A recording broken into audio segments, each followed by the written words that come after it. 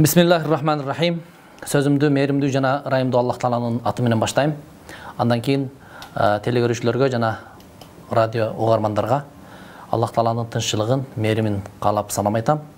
Барыңыздарга ассаламу алейкум ва рахматуллахи ва баракатуху.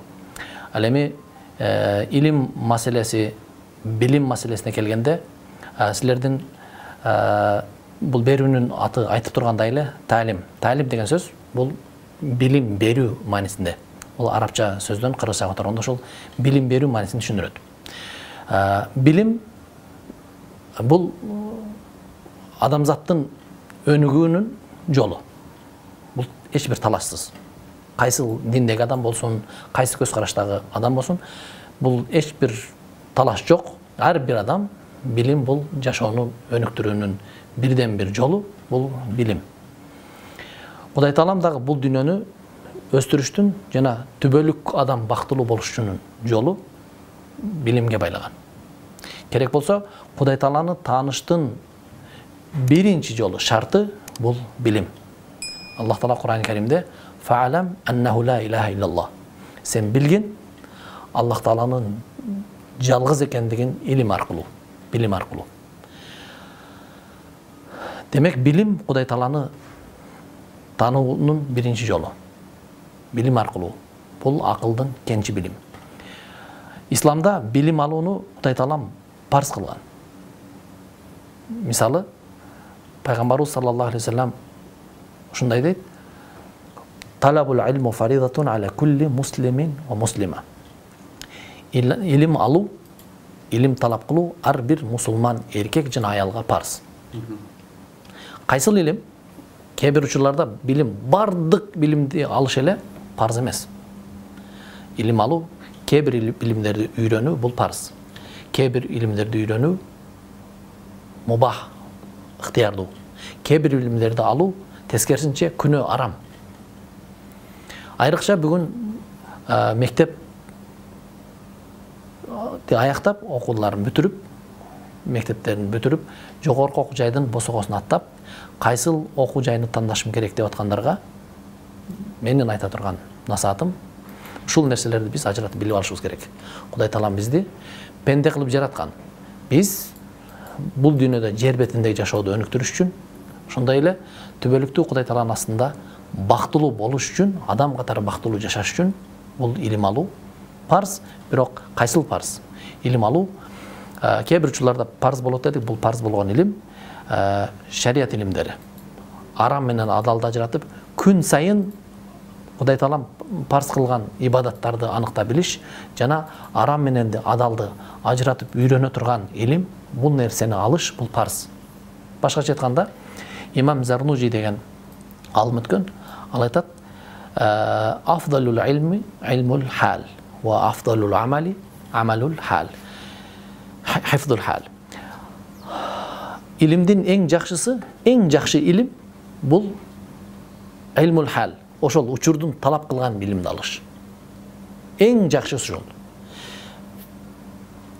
Башкача айтканда, мисалы, бүгүн күнүмдүк турмушта 5 маал намаздын парз, важип, сүннөтү кайсы, Кудай Таалага жага тургандай окуу, шарият көргөзгөндөй үйрөнүү бул парз. Ошондой эле жашообузда кайсыл арам, кайсыл адал. Бул жашообузда арам, адал дегенде биз көбүнчөсү жеп ичип аткан нерсени эле эсептеп коебуз да. Көбүнчөсү адатта кайрылганда арам деп аракты, анан чочконун этин ушуну гана түшүнгөндөр бар. Бул мындай эмес. Арам, адал дегенде керек болсо соодада адал сооданы кээ бир ошол илимсиздиктин айынан, ошол билим жок болгондуктан, ошол нерсени күнүмдүк нерседе үйрөнбөгөндүгүбүз үчүн кээ бир учурда ошол адал соодабызды арамга айландырып алган учурлар болот. Кээ бир учурда тескерисинче арам, ушул сыяктуу эле кээ бир учурда бизге зарыл болот. Мисалы, андан кийин, мисалы,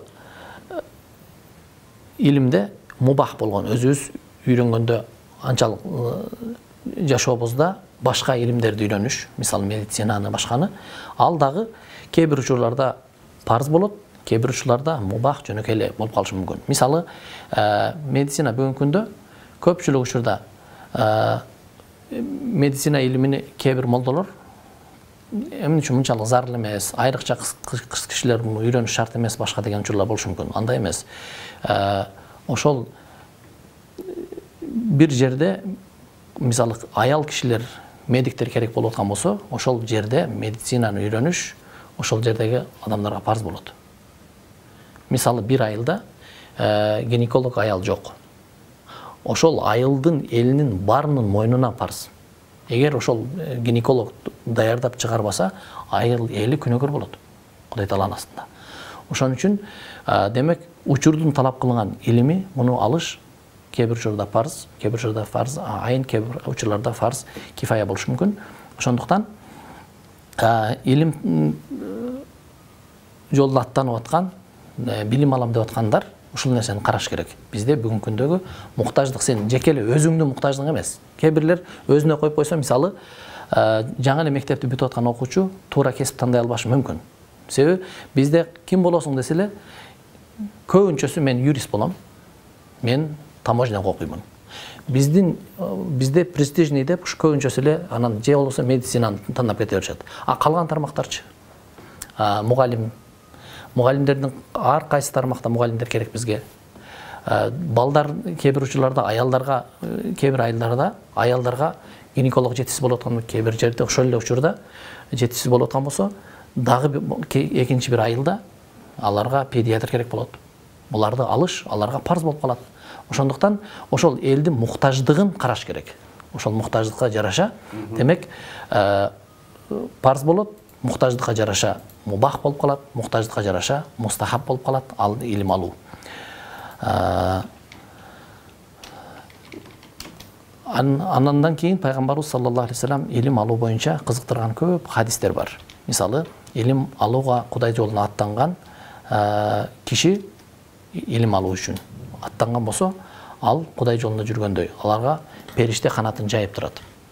Бул көбүнчөсү бул хадистер, албетте, бул сөзсүз түрдө медицинага же дүйнөлүк илимдерге байланыштуу деп айтылыр эмес, себеби бул шарият илимдери. Айрыкча, себеби бул шарият илимин билүү өтө зарыл маселе. Айрыкча намазыбызды, орозону,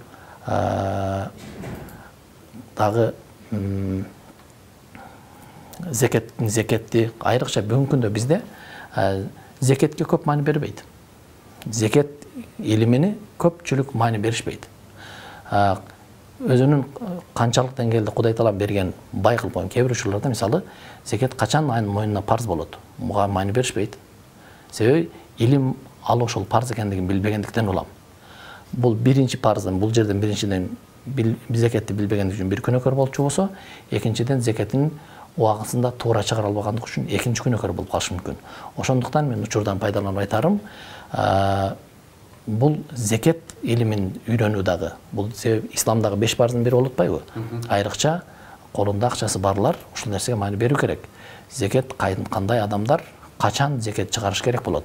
Жана кайсыл мал дүйнөсүнөн канча өлчөмдө зекет чыгарыш керек? Буларды үйрөнүү парз айын деп коет. Ар бир адамдын мойнуна парз. Эгерде байлыгы жеткен болсо, ошол өлчөмдөрүнү үйрөнүү зарыл.